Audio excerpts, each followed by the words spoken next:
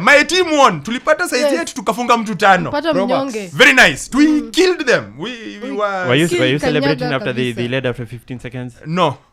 That's because you are never sure. You never know. Even against with Burnley, you are never. Last weekend, Burnley led for 86 minutes. Yes, it is. And I thought Kwalimwa is right. Today, Burnley are winning. And then, light on cue, 1-1, 2-1. Yesterday was both very good and very annoying.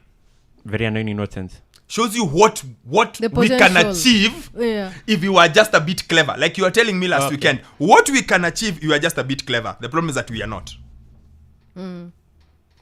It showed, okay. For me, yes, of course, it doesn't make any new assertions that I'm going to make on Burnley that they beat Luton, they beat Sheffield United. Of course, the other win is against Luton, and this is a team that won with 100 points, the champions in the championship. That's what they're gonna get. I haven't changed my idea on Vincent Kompany until they continue playing the other games. But it's good that you've finally won in your 8th game at home. At least it's not a bad record for your side. Good also to see that even without Lyle Foster in the team, you can score goals. So that's positive on your end. Yes, but I don't think you need to take red wine for beating Sheffield United. Walikuwa wanatafuta difference. Goal difference ndio walikuwa wanapunguza. As I said the other time, for them it's just you beat what is around you. You the Sheffield, the Luton, just the people around you get points from them. Because these other teams have given them a hard time. So again, I remain with Jemo. They just still look like a team that would be relegated. That seems to be the way. Go back, come back again. But 5 goals, good for them. At least they got a win at home. Yes, and I wanted to ask her something because I mentioned it sometime and you said that it's not going to make a difference. Yes. That was an Oli McBurney-less Sheffield United because they got a red card. Yes. But Heckingbottom is setting some bad records at Sheffield United. There needs to be a change, right? They're conceding a lot of goals. Yes, there needs to be a change. Chris Wilder comes in, probably have something different. Listen, again, the quality of the promoted sides in this season's Premier League is bad. Yeah. Yes. It's just it's terrible quality. Yes, McBurney is useful for them when he plays. Yes. Of course, he's not let me use a basketball word. He's not a scrub. He's good. He's decent. Yes, he's not. But I don't think the changes he will make are going to be anything to write home about. Now, maybe could the coach try and do something different? Maybe, because I know we all give the example of Luton. That Luton, have done way different things. But when you look at it, the truth of them is they are all the same. It's just the best of a bad bunch and another bad bunch and another bad bunch. It's Luton, Burnley and Sheffield are just 3 bad bunches. It's just who's making the most of the bad bunch, but they're all just bad. Yeah. The quality is just poor, which I don't know what that says about the championship last season. And the only difference is I think in terms of the coaches, the Luton coach has been smartest.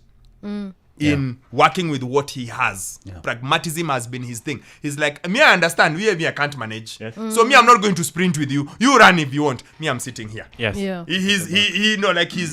Burnley is the most stubborn. We are going to pass the ball out of the back. And so when Sheffield are just Sheffield. They have the worst squad, I think, of those 3 teams at the bottom. I think they have the worst squad. Just talent-wise, quality-wise, I think they have the worst. Well, I would say Luton, but it's debatable. Yeah, I think Luton's squad suits what they want to do. All right. Experience. Does that make sense? Yes, it does. Like they know we are system. going to play like this, so we do this. Yes.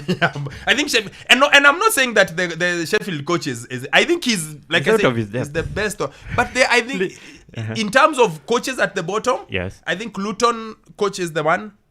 He's done the most with, like you say, with little. Yes. I think the Sheffield one, I actually pull place because of how highly rated Kompany is. I place him below him because he has refused to adapt to anything. Yes, or maybe I'm being personal. I understand on that point. He's refused to because even after yesterday's great win, we are the heights of 19th place. Yes. On 7 points. Yes. And Sheffield is on 5 points. And we are here castigating Sheffield that much. They are only 2 points ahead of Burnley. And at least Luton are 4 ahead, which is a whole game. Yeah. 3 points. That's a whole game. Yeah. And of course, Everton got their win. They got their win. And I think, Chep, you are right. You said they will get out of this regardless of the 10 points. Yeah, I think they will. They as long as the consistency now, they'll move out of it.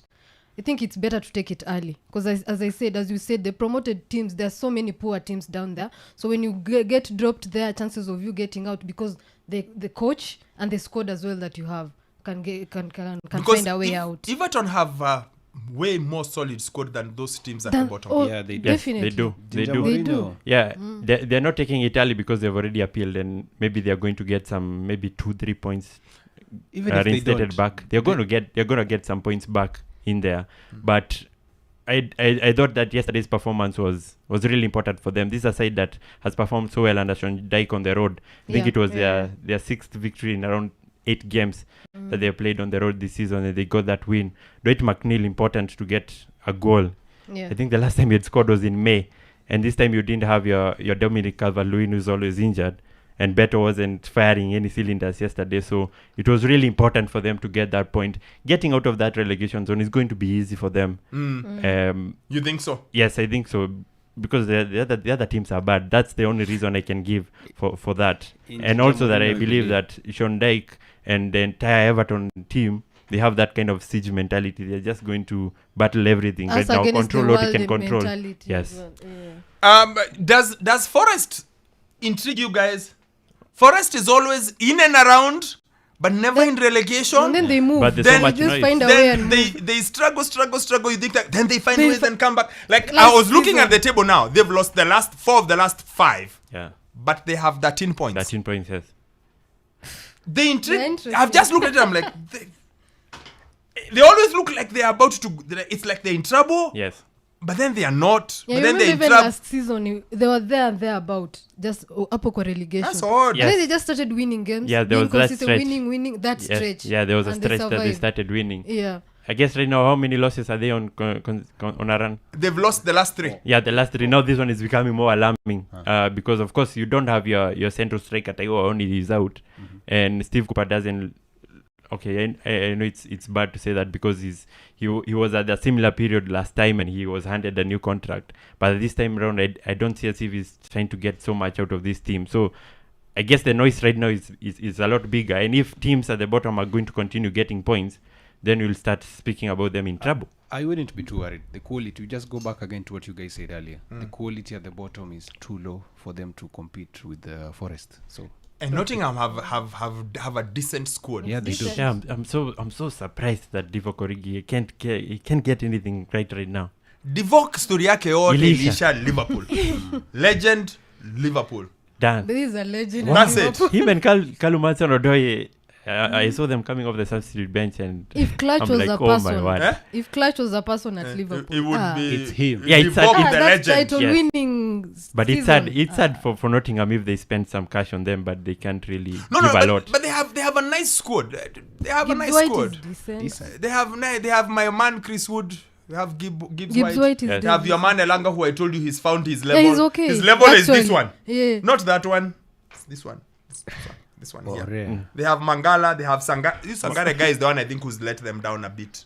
From He hasn't- PSV. Yeah, He hasn't quite. clicked, and I thought he would be the it person. Yeah, at when he had the was potential. He had the brought in. potential. Yeah.